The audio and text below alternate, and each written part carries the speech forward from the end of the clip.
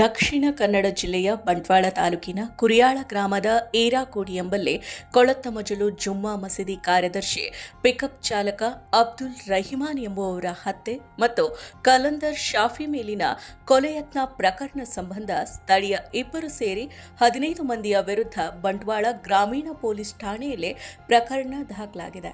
ಅಬ್ದುಲ್ ರಹಿಮಾನ್ ಅವರ ಕೊಲೆ ಮತ್ತು ಕಲಂದರ್ ಶಾಫಿ ಕೊಲೆಯತ್ನ ಪ್ರಕರಣದಲ್ಲಿ ದೀಪಕ್ ಮತ್ತು ಸುಮಿತ್ ಸೇರಿ ಒಟ್ಟು 15 ಮಂದಿಯ ವಿರುದ್ಧ ಪ್ರಕರಣ ದಾಖಲಾಗಿದೆ.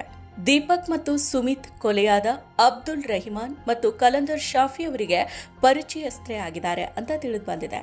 ಅಬ್ದುಲ್ ರಹಿಮಾನ್ ಮತ್ತು ಕಲಂದರ್ ಶಾಫಿ ಅವರು ಹೊಳೆ ಬದಿಯಿಂದ ಪಿಕಪ್ ವಾಹನದಲ್ಲಿ ಮರಳು ಲೋಡ್ ಮಾಡಿ ಕುರಿಯಾಳ ಗ್ರಾಮದ ಏರಾಕೋಡಿಯ ಮನೆಯ ಬಳಿ ಇಳಿಸುವ ಸಮಯ ಪರಿಚಯಸ್ಥರಾದ ದೀಪಕ್, ಸುಮಿತ್ ಮತ್ತು 15 ಮಂದಿ ಏಕಾಏಕಿ ಚಾಲಕನ ಸೀಟಿನಲ್ಲಿದ್ದ ಅಬ್ದುಲ್ ರಹಿಮಾನ್ ಅವರನ್ನ ಹೊರಗೆ ಎಳೆದು ತಲವಾರು, ಚೂರಿ, ರಾಡ್ಗಳಿಂದ ಯತ್ವಾ ತದ್ವಾ ತಿವಿದು ಕಡಿದಿದ್ದಾರೆ. ಆಗ ಪಕ್ಕದಲ್ಲಿದ್ದ ನಾನು ತಡೆಯೋದಕ್ಕೆ ಹೋದಾಗ ಚೂರಿಯಿಂದ ಎದೆಗೆ, ಬೆನ್ನಿಗೆ, ಕೈಗೆ ತಿವಿದು ತಲವಾರಿನಿಂದ ಕಡಿದಿದ್ದಾರೆ.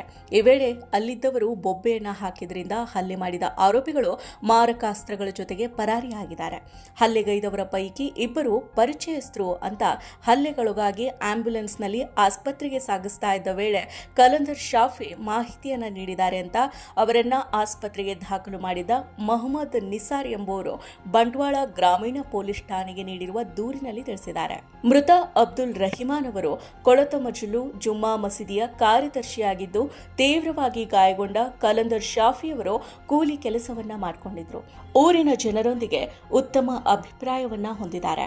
ಘಟನೆಗೆ ಸಂಬಂಧಿಸಿ ದುಷ್ಕರ್ಮಿಗಳಿಂದ ಕೊಲೆ ಯತ್ನಕ್ಕೀಡಾಗಿದ್ದ ಕಲಂದರ್ ಶಾಫಿ ಅವರು ನೀಡಿದ ಮಾಹಿತಿಯನ್ನ ಆಧರಿಸಿ ನಾಸೀರ್ ಅವರು ನೀಡಿದ ದೂರಿನಂತೆ ಬಂಟ್ವಾಳ ಪೊಲೀಸರು ಭಾರತೀಯ ನ್ಯಾಯ ಸಂಹಿತೆ ಕಾಯ್ದೆಯಡಿ ಪ್ರಕರಣವನ್ನ ದಾಖಲು ಮಾಡಿಕೊಂಡು ಮುಂದಿನ ಕಾನೂನು ಕ್ರಮಗಳನ್ನು ಕೈಗೊಂಡಿದ್ದಾರೆ.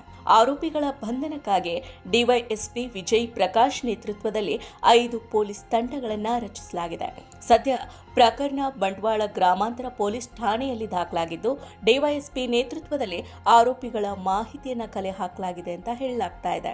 ಈ ಕಾರ್ಯಾಚರಣೆಯನ್ನ ಮಂಗಳೂರು ನಗರ ಸಿಸಿಬಿ ತಂಡ ಮತ್ತು ಬಂಟ್ವಾಳ ಗ್ರಾಮೀಣ ಪೊಲೀಸ್ ಠಾಣೆಯ ಸಿಬ್ಬಂದಿ ಜಂಟಿಯಾಗಿ ನಡೆಸಲಿದ್ದಾರೆ ಅಂತ ದಕ್ಷಿಣ ಕನ್ನಡ ಜಿಲ್ಲಾ ಪೊಲೀಸರು ಮಾಹಿತಿಯನ್ನ ನೀಡಿದ್ದಾರೆ. ಮತ್ತಷ್ಟು ವಿಶೇಷ ವಿಡಿಯೋಗಳನ್ನು ನೋಡಲು ಮತ್ತು ಹೊಸ ವಿಡಿಯೋಗಳ ಬಗ್ಗೆ ತಿಳಿಯಲು ಈ ದಿನ .com ಯೂಟ್ಯೂಬ್ ಚಾನೆಲ್ ಸಬ್ಸ್ಕ್ರೈಬ್ ಮಾಡಿ ಮತ್ತು ಬೆಲ್ ಐಕಾನ್ ಕ್ಲಿಕ್ ಮಾಡಿ.